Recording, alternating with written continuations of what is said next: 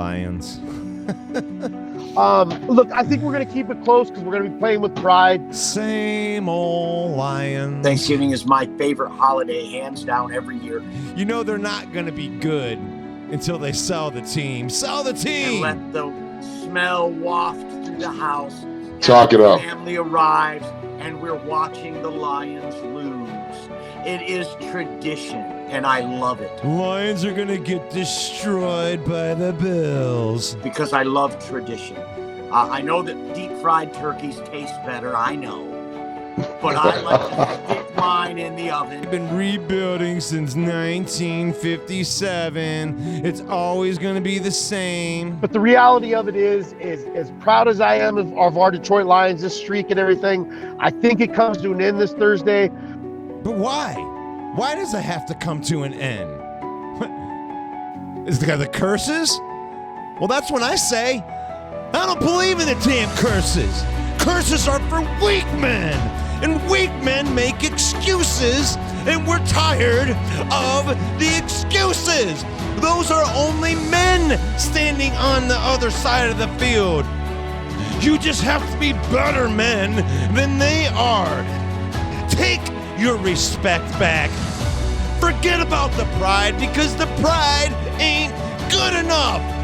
It's not good enough for you to go in there and almost win.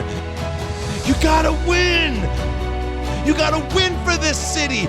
You gotta win for the ones who are working hard, because damn it, we want to believe in the Lions. Give us a reason to. You're young. You're hungry. This is the game they say that we can't win because they're Super Bowl contenders. It's time for you to show them that we're Super Bowl contenders too. Oh, man, what a passionate video. Kudos to you, Russ Wayne, for putting together such an inspirational piece of media. It was definitely nice. I only wish that the Lions would have been victorious in the game to make you look like an even bigger star. How are you today, Russ? I hope you had a great Thanksgiving. You know, it was a wonderful Thanksgiving with the fams and everything like that. And we watched a great football game, guys. It was such an awesome football game. Nobody gave us a chance in this game. And I was just glad to be a part of that. Well, welcome everyone to the program on a special live edition of the main event as we recap the Lions' loss at Ford Field on Thanksgiving, 28-25 to the Buffalo Bills. And we're also going to do something that we've never done here on the main event. We're going to look ahead to a college game because it just happens to be the game of the century. So first, we're going to break down the Lions game. And then, you might wonder why it looks like someone puked on Russ's background. That's because Michigan does play Ohio State on Saturday in the game of the century. 2 undefeated teams playing for all the marbles. It's going to be incredible. But before we jump into that, let's talk about this Lions loss at Ford Field. Tough heartbreaker. They went toe-to-toe with a Super Bowl contender. And like you said in your video, Russ, I think we showed them and we showed the world that this team can go toe-to-toe with a contender. And this team can be a contender. You said something to me earlier in our pre-production meeting. You think the Lions are going to win out this year? Is that right? Oh, you're coming right out with it. Yeah, I don't want to hold absolutely. it up. Yeah. Absolutely. I don't think that I've ever been more encouraged after a loss in my life. I saw a fire in their eyes. This is a different Lions team, guys. I don't care what you want to say, SOL out there. They got a different fire in their eyes, and there ain't a team that has the horses that Buffalo does. And I'm proud of the team for fighting the way that they did all the way. I mean, Josh Allen is just a beast, dude. That's all I can really say about that. Yeah, and when it mattered most, he showed up at the end of the game. 23 seconds left, and they get in position to kick the game-winning field goal. Absolutely. Lions showed a lot of moxie, tied it up with only 21 seconds left to hopefully send the game in overtime, but it was not to be. What are your initial reactions from this game?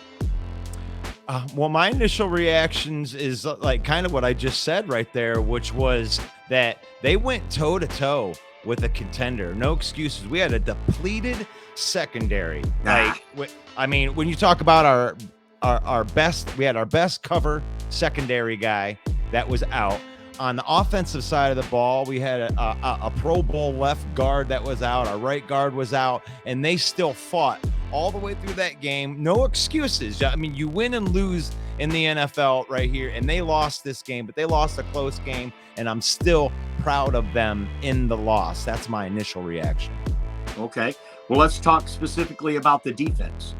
The defense gave up 164 rushing yards to the Buffalo Bills. Josh Allen, the aforementioned Josh Allen, was 24 of 42 for 253 yards, 2 touchdowns, and an interception. He looked good in the passing game. The Lions didn't have much of an answer. They did get off the field. The Buffalo's the best third down converting team in the league. They were 7 of 12 on third down. Lions were 6 of 15 on third down. Not bad also. But I think this defense had a little too much bend that playing that bend but don't break defense that they did. They weren't able to muster much of a pass rush. They did have a couple of sacks, but overall, Joshua Allen pretty much had his way, don't you think? What's your comments on this defensive performance? Well, the comments is I thought that they held their own. I mean, this is the most explosive offense in the NFL. And, I mean, Stephon Diggs was on a milk carton until the fourth quarter, and we did it with, like, a bunch of undrafted free agents and, like, Brad Holmes castoffs. So I thought that the game plan was brilliant against them to limit possessions and everything. And the defense held their own with a bunch of young guys that look like they're hungry to finish out the rest of this season. Well, I'm sorry, but I'm going to have to hold them to their feet to the fire a little more than that. Aiden Hutchinson was missing so badly in the game that when you go and check the box score this morning, his name does not even show up. And if you watch some of the replays, he's just getting manhandled on every single play. He's not able to generate anything. When he would drop back and play that stand-up linebacker thing that he's doing and that they've been, working him in on, completely ineffective. Nothing. A donut in the stat line. And we're counting on that guy to be a playmaker on defense, and he just did not show up. So I'm going to have to hold him accountable.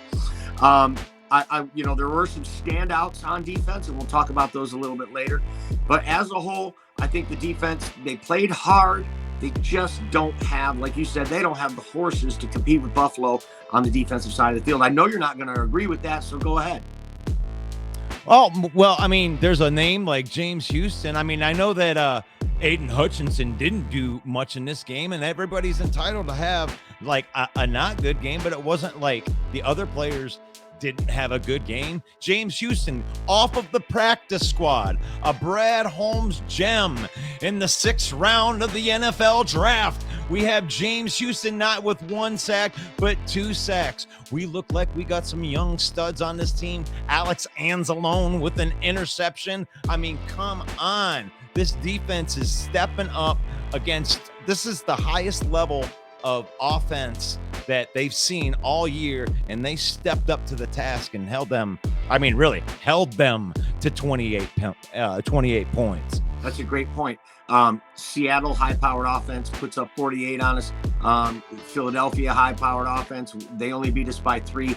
Buffalo beats us by 3. So I see your point. they're hanging in there with the big boys. They're making it a game. And I don't think anybody's taking the Lions as lightly as they did at the beginning of the year after some of these games that we played. But the defense just doesn't have enough studs on it to overcome some things. And I think that showed on Thursday.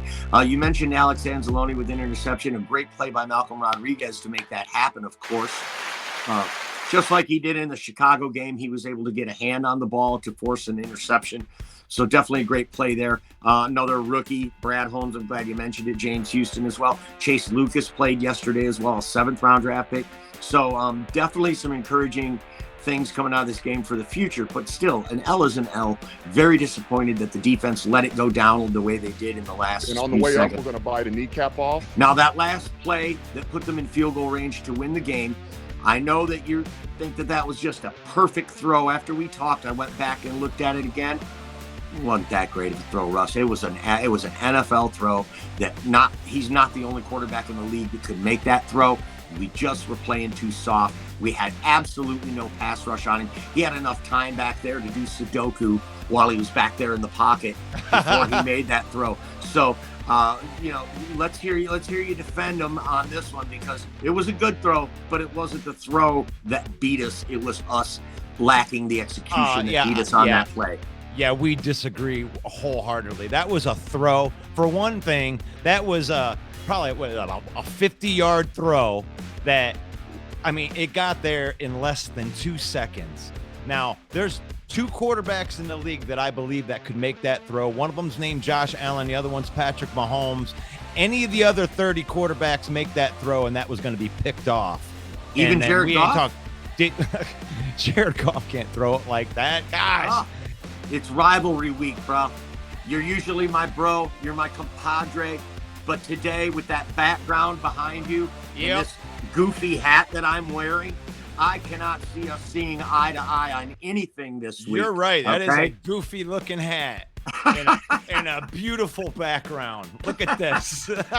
I just don't see us agreeing on that. I think that's more on what the Lions didn't do than what the Buffalo Bills did do to pull out that game. And let's be honest, it was only a tie game at that time. So even if he doesn't make that throw and they don't win, it's going to go to overtime, and we don't know what's going to happen there. Right.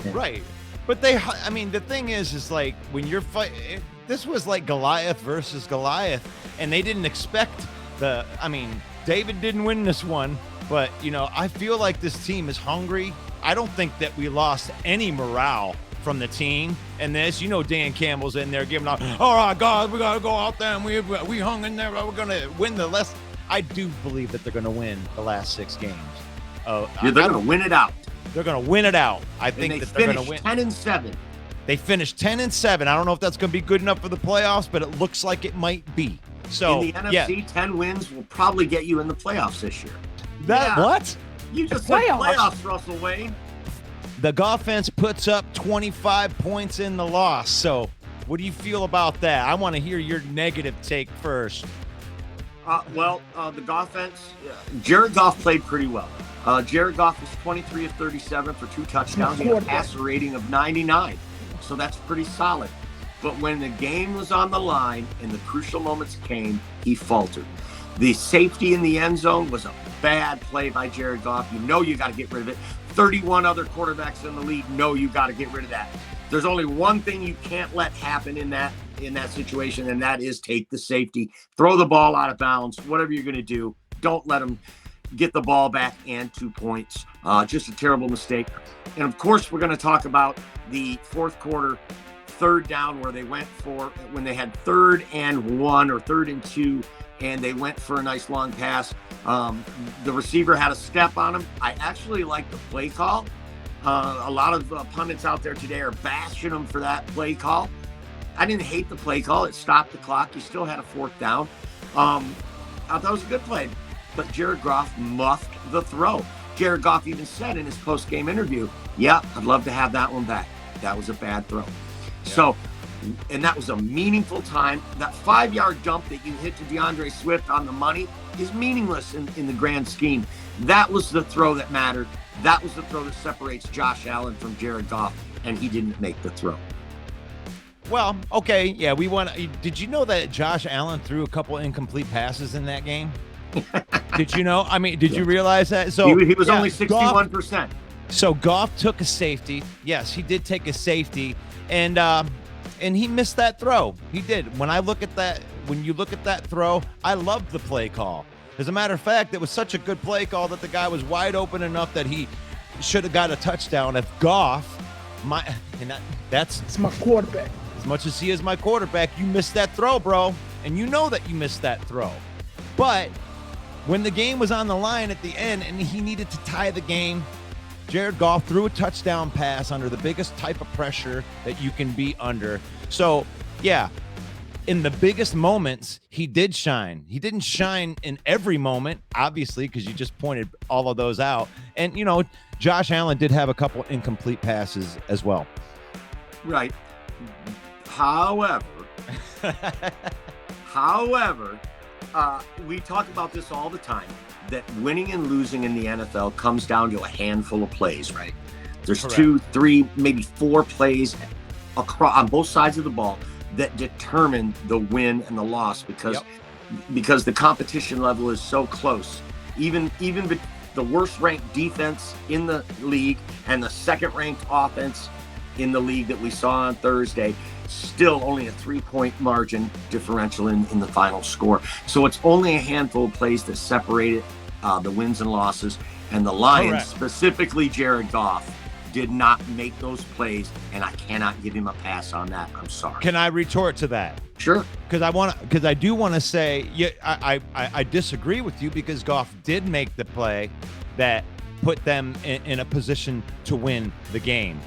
And then Josh Allen made a play with 29 seconds left. Like, that was a play. The best quarterback in the league threw a laser shot to the best wide receiver in the league, and that play was a half an inch away from being defended. That was just Muhammad Ali knocking out, Joe Frazier. I mean, that it was two juggernauts going head to head, and they lost.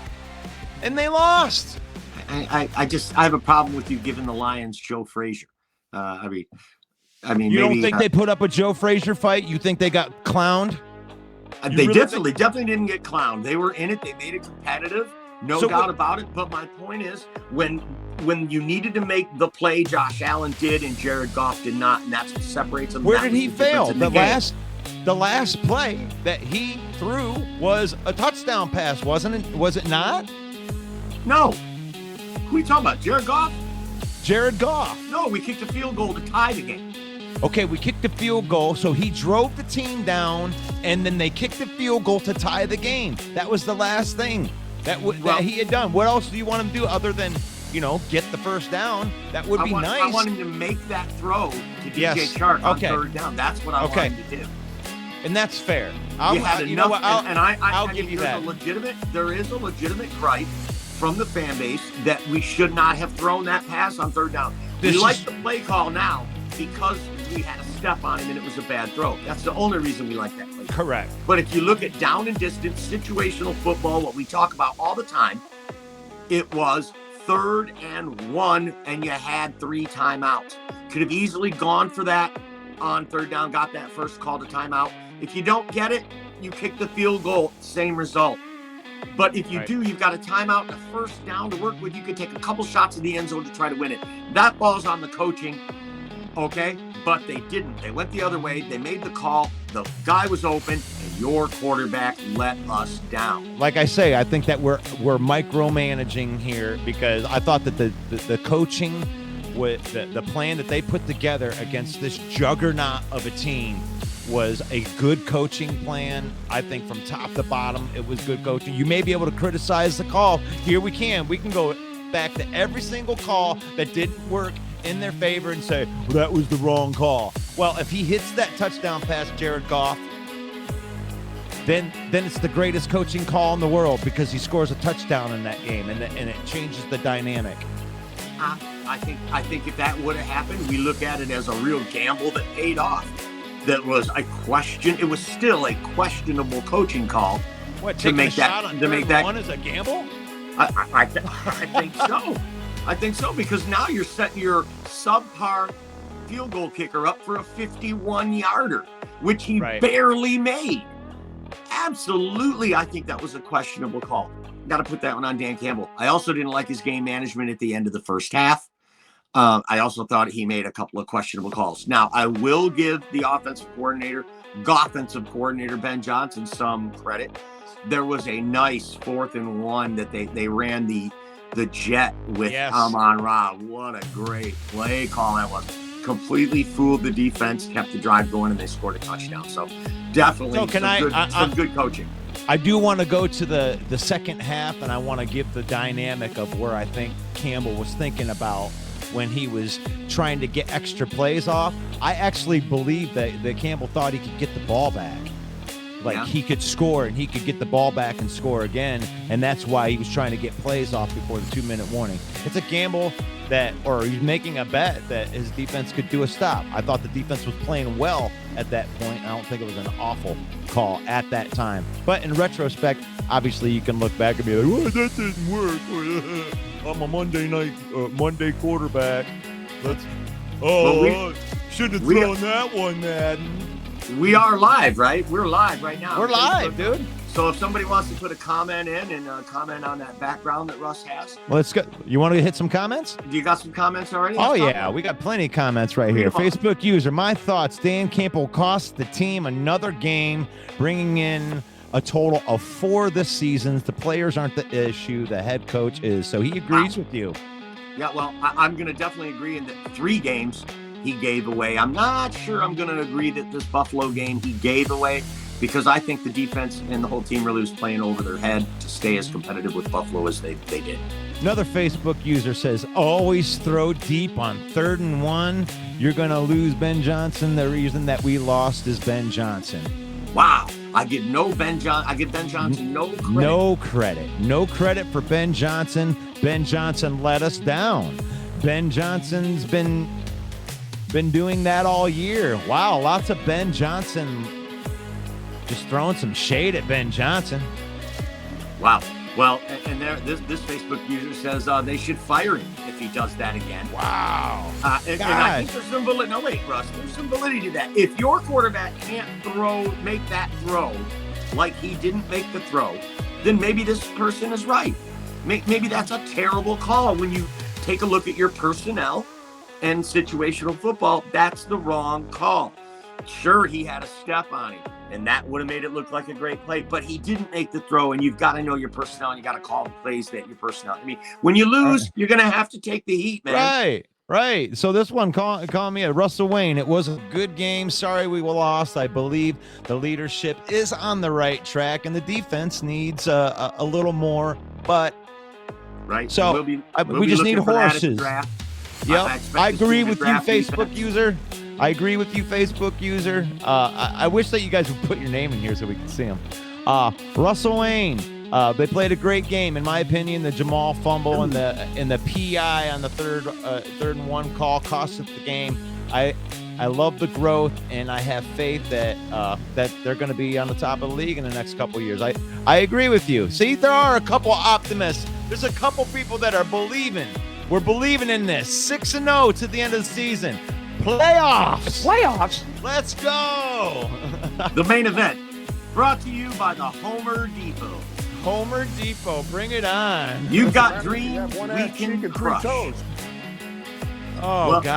I think that Facebook user brought up a great point that Jamal Williams fumble was tough. He rarely fumbles. If you watch the replay, he got hit right in the mouth. Wow. Helmet to helmet. Yep. And that jarred his head like a fighter getting knocked out, and that caused him to lose the ball. I'm sure. I'm not sure. That probably should have been a penalty on that play, the way they hit him right in the head like that, helmet to helmet. They showed the replay so many times. The announcers didn't even mention that it should have been a penalty. I think there was such a scrum going on at that time that the refs got screened. Right? They didn't see it. They didn't see that helmet-to-helmet contact, or I think that would have been called. Definitely, that was a tough moment in the game, though, giving up the football at that moment. Yeah, I actually think that one of the main things that cost us the game was that roughing the passer, that dumbass roughing the passer penalty when they were going to get off the field. against Josh Allen. They ended up scoring a touchdown on that drive, I think. Didn't they? So it's like, yeah, when you got a chance to get off the field against a team like that, you can't make dumb penalties. So I think that was Austin Bryant that had that. Correct me if I'm wrong in the comments, but that penalty was a really, really dumb and costly penalty. Yep. I thought there were some instances too where the defense was over pursuing. Anzalone whiffed in the hole for Josh Allen to score the touchdown. I mean, Josh Allen didn't even put a move on him. He just veered to the left, and Anzalone whiffed on him. Anzalone, I can't take it away, though. He led the team with 9 tackles. He was all over, had an interception. Kids playing great. But that one, he overplayed it. And, defense, any defensive coach will tell you, you've got to, draw the line in the sand and say, you're not getting past this point. And instead, he was over aggressive, and he just got shimmied right out of the way. So, all right, I want to move on here. Just because, all this negative talk right here. Let's talk about some standout performances from the game. Were there anybody that stood out to you that was, kicking some A? Well, I'm gonna say, like you mentioned, James Houston. I know that on draft day you were super excited. You thought this guy was going to be the steal of the draft, and then he didn't make the 53-man roster, and we're like, ugh. And Brad Holmes has been so on with his draft picks, making it onto the field, making meaningful contributions. It was great to see him. He only had 2 tackles, but both of them were sacks. Great debut for a rookie. Come up off the practice squad and sack the very elusive and hard to sack Josh Allen. Shows you the speed the kid's got. Did you see the bend on the second sack when he's coming around the edge? Yeah. Man, you can't teach that. That was nice. So definitely it was great to see James Houston on the field and see him make 2 sacks and make plays as a rookie. That was a standout performance for me. Also, I thought Dan Skipper played well in relief. I kind of was watching Skip on just about every offensive play. I was watching the offensive line. Buffalo has one of the best defensive lines in the league, and the Lions were blowing them off the ball. Detroit Lions, Amon-Ra St. Brown. If you're going to talk about standout performances, 9 catches for 122 yards and a touchdown. Talk about reliable. Like we said, a big run on 4th down. The guy's just a stud in his 2nd year. And there were many others, but I'll just throw the rest over to you. Oh my gosh, man. I mean, I really just love the way that the defense played. I really liked Mike Hughes. Mike Hughes made a couple really, really nice plays in the secondary. Stopped the touchdown in the second quarter. Yeah. And honestly, when you take them just hold Stephon Diggs and Davis are just beasts of wide receivers. And for that secondary of a bunch of no-namers to really just step up and even compete with those guys for 4 quarters, because they did play a 4-quarter game. That's what the defensive secondary is the standout performance for me, just because there's nobody back there and you're covering 2 of the best.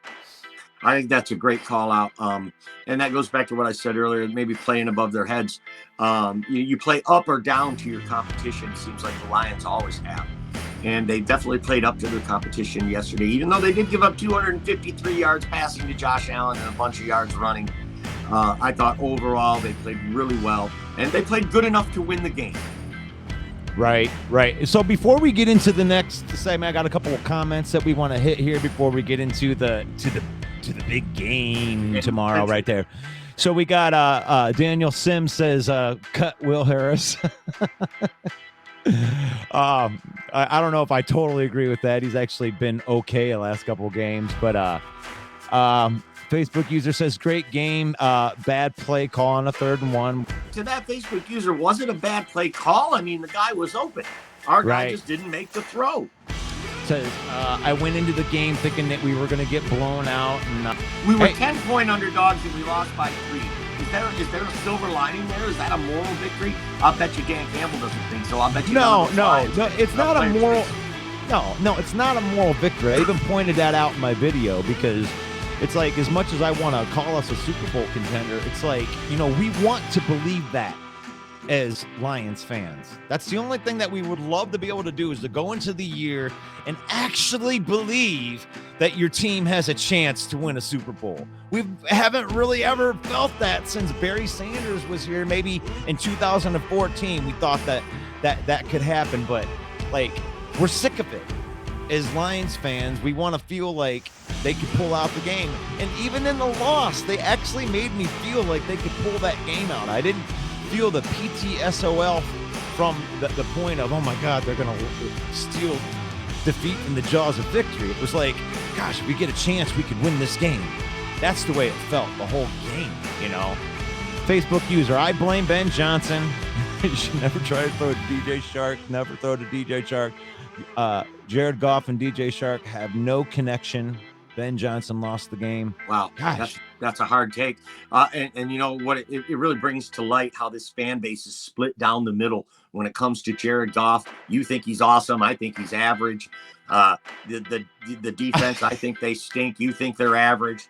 No, I think Goff is above average, and I have to fight for my life. Ben Johnson, Dan Campbell has this fan base split right down the middle.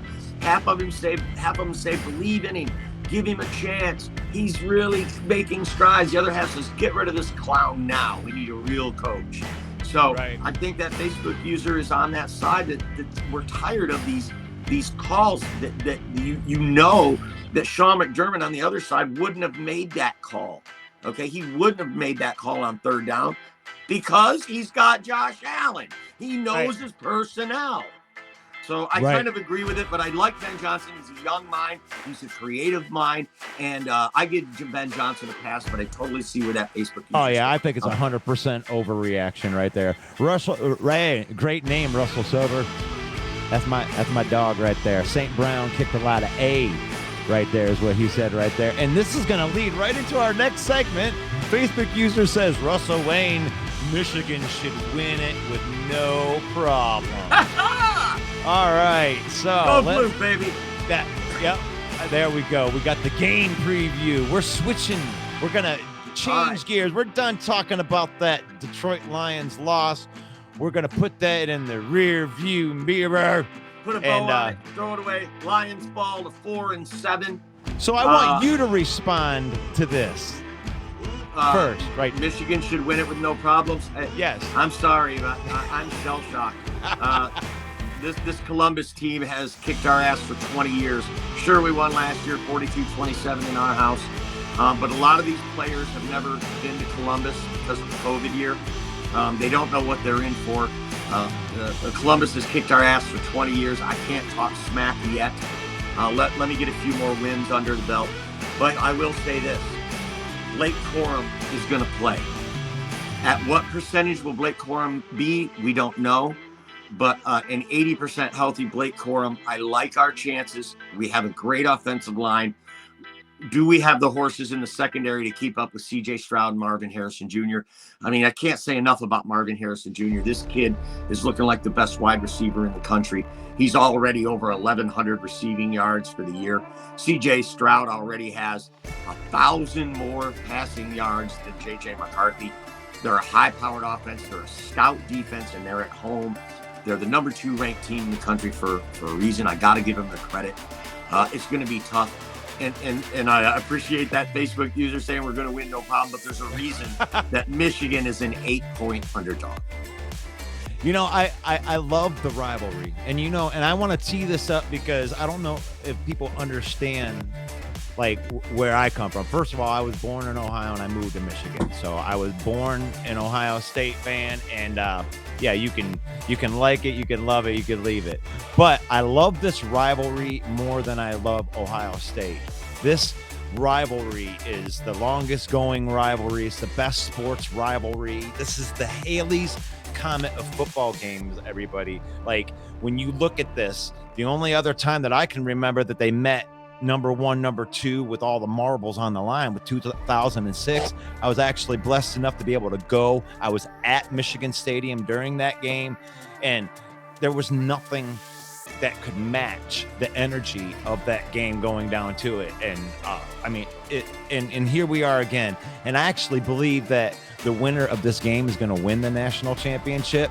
That's how big I believe that this is. I don't think that Georgia can hang with either one of these teams, and I definitely don't think TCU can hang with either one of these teams. So the Haley's Comet of football games, I root for Michigan in every single game, so you can get here and you can get get mauled by the Buckeyes. I know you root for Michigan to win, Yes. just so that in the last game of the year you could rip our hearts out, Like you did to us last year. And I'm sorry about that, because I root for Ohio to lose every single game, and I'm sorry about that. But okay. As you alluded to, this is the first time both teams have been unbeaten since 2006. We would be remiss to say, though, that Georgia's still the number one team, and both of these teams will have to get through the winner of the Big Ten West before they make it to that college football playoff. Everybody expects the winner of this game to roll over whoever wins in the West, but the Big Ten's a tough conference. No game is a gimme, as Illinois proved last week against Michigan. Ohio also had a couple tough games in the Big Ten this year. Last week, the score was not indicative of how hard that game was for Ohio to win. So definitely going to be a game for the ages. It's the game of the century, both unbeaten. It's going to be a 12:30 kickoff. Hey, Harbaugh, Mike, go ahead. why should they subscribe? What could they possibly win if they subscribe to the channel?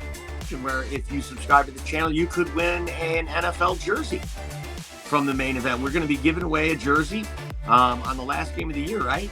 January 8th. Well, on January 8th and December 22nd.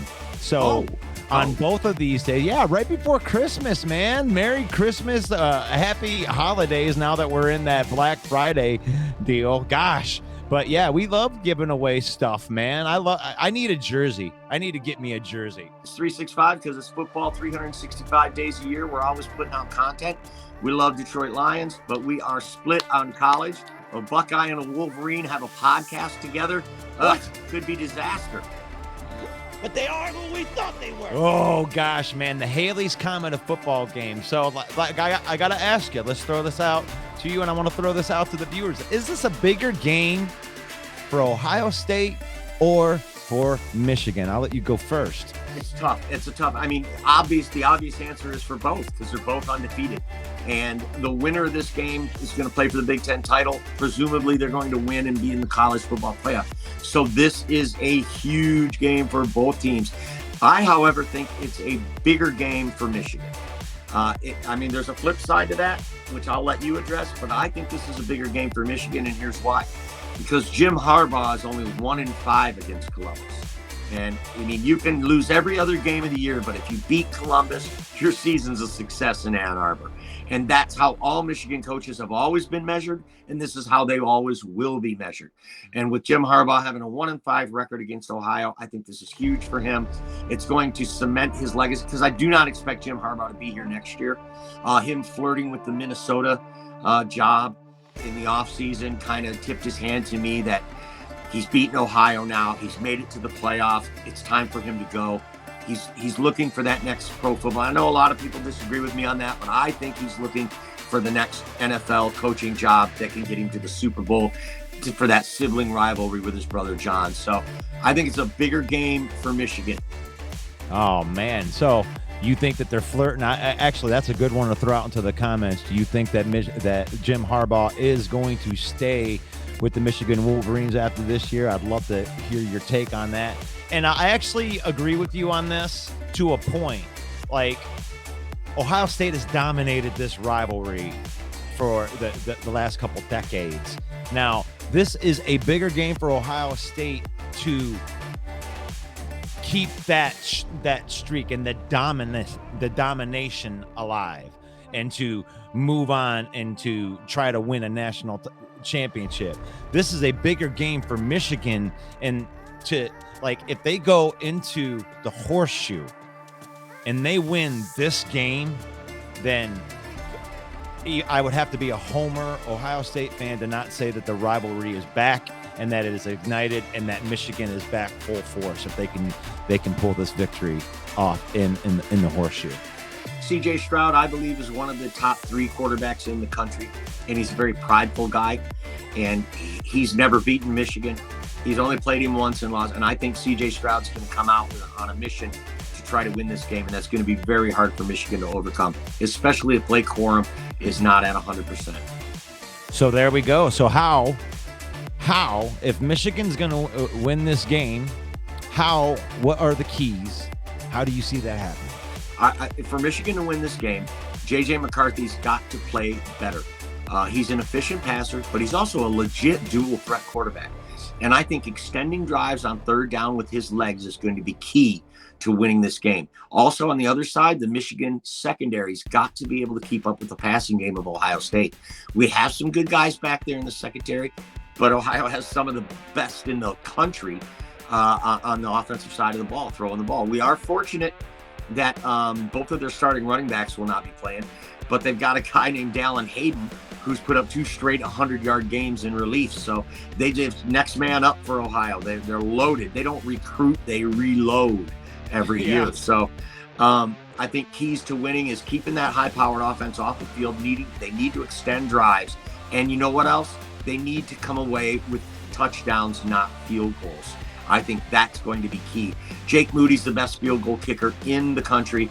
If it comes down to a late kick to win the game, I love our chances.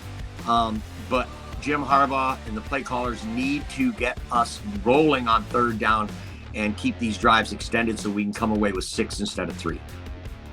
Those are fantastic points, Mike. I love that you do your homework and that you're looking at that in the correct way. The keys to winning for the Ohio State Buckeyes will be to stop Blake Corum. Because if Blake Corum plays, this guy is a game breaker. He can destroy your season all by himself. So they need to bottle up Blake Corum. We do have a top 10 defense in the nation. So I think that I like that matchup right there.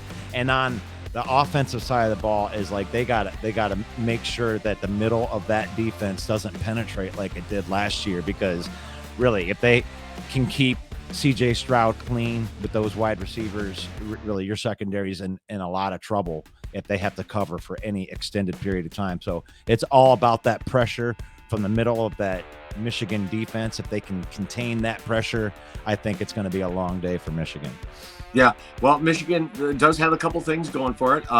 They sat out their star defensive tackle, Mike Morris. They sat him out last week. He probably could have played, but they sat him out just to keep him healthy and have him ready for this game. And we're expecting, we've seen flashes of his ability, but I'm really hoping for a breakout game, an Aiden Hutchinson type of game like Aiden had last year, which catapulted him into Heisman contention, which made him the 2nd overall NFL draft pick. Let's face it, that one game increased his stock so much.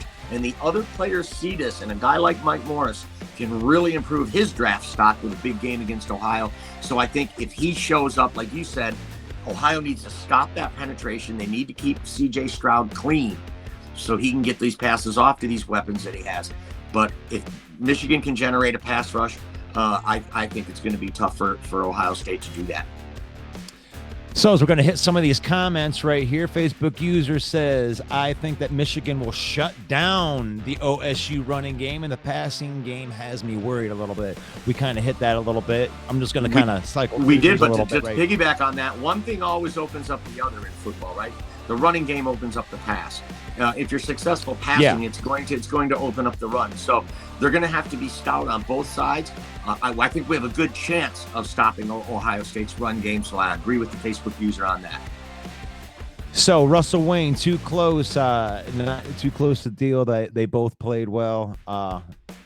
That's obviously talking about the Lions game. Right. So I say my Michigan Wolverines, it's a bigger game because Ohio, if they lose, they're still going into the playoffs because college football loves them like Alabama. I think there's a lot. Well, hey, there's validity to that.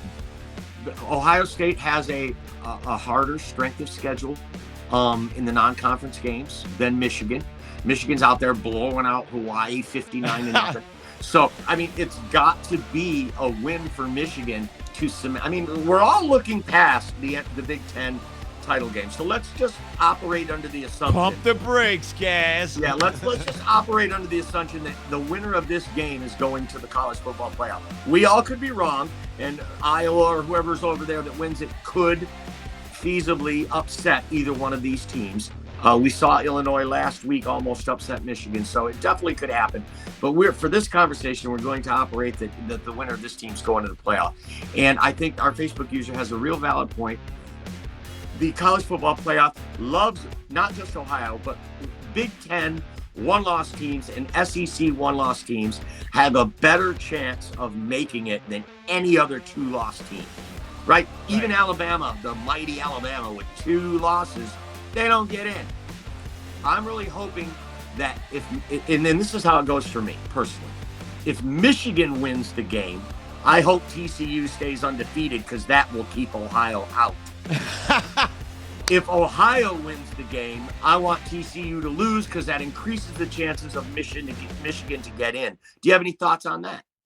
I just love how much of a Michigan fan you are. This is it's a beautiful thing because to me, I would I stay true to what I say. I will root for Michigan in the other games. I want to see Michigan, even if Ohio State wins this game, I want to see Michigan make it again because it is such a good rivalry and it's such a better rivalry when there's more on the line.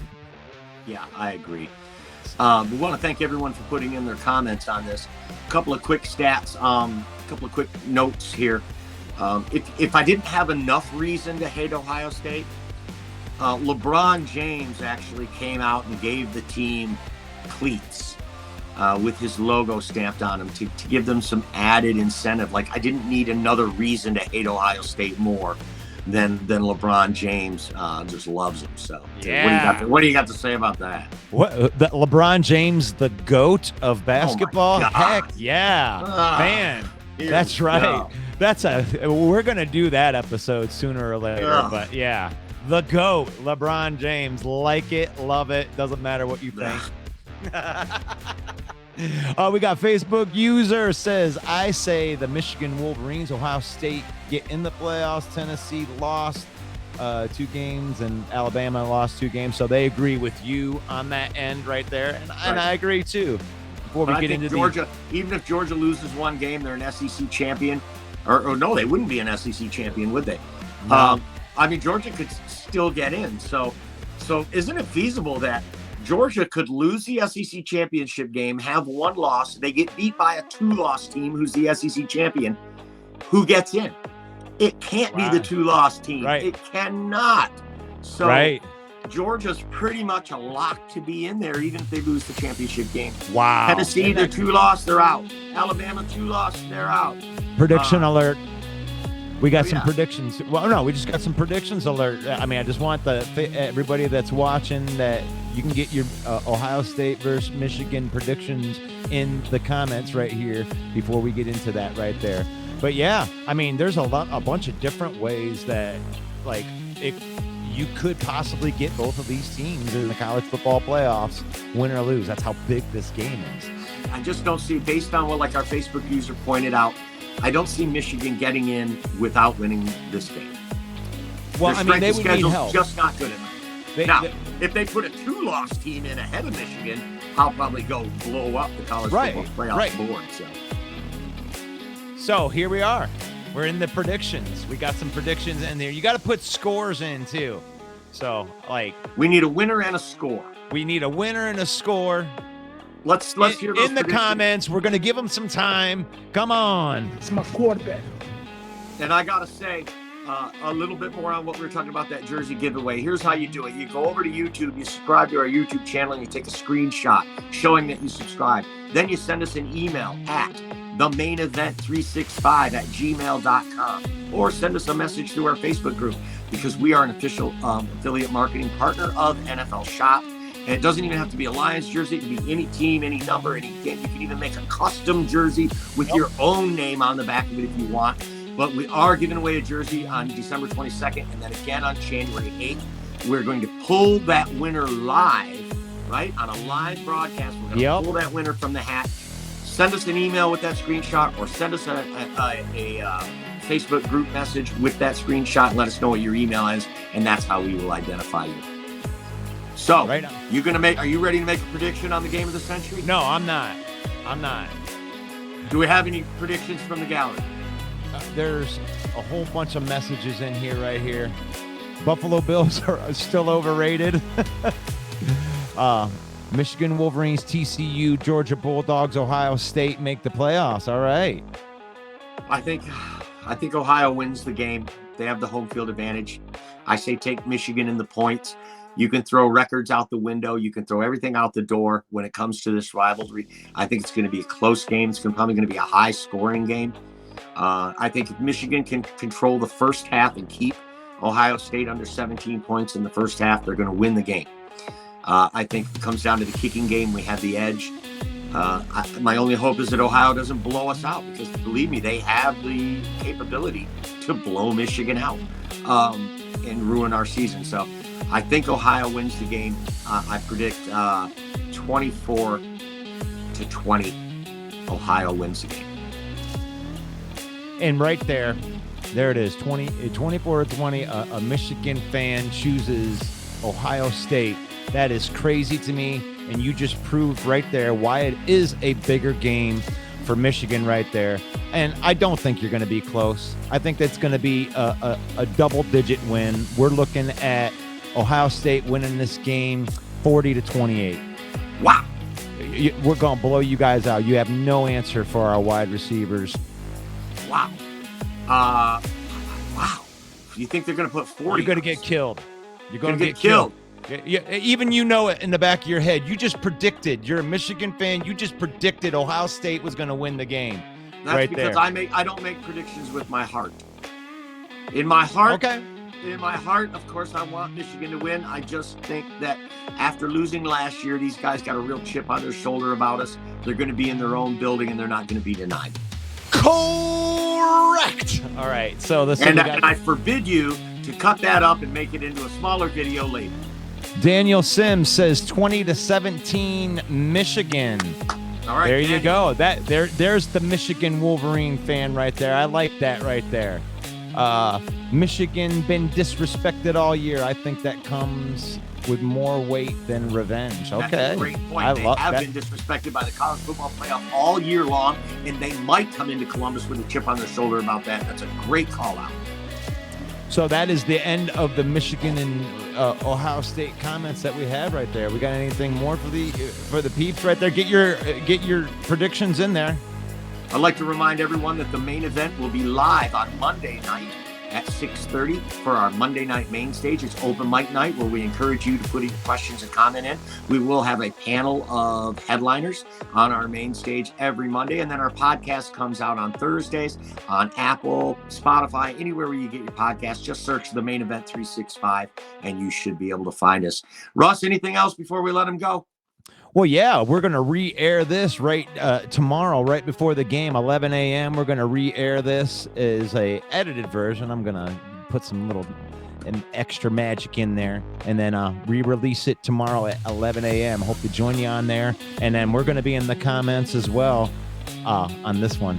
So just so you know, you want a chance to win that jersey, just subscribe to the Main Event 365. Send us a screenshot of that subscription, hit that bell as well, and just send us anywhere where we can get a message. I'll check all of the platforms, send a message to get into that contest, a Detroit Lions jersey or whatever jersey that you want. Right on. It was great to be here live. Big game tomorrow, Ohio, Michigan. Hoping for a great game, hoping for a Michigan victory here. I know you're not. We'll be friends again on Sunday, okay? I don't like you. I don't like you. You know what? I will say, of all the Buckeye fans, I hate you the least. Oh. So for the producer, Russell Wayne, I'm not even going to let you get a last word in on that. I'm Main Event Mike. God bless each and every one of you. Peace out.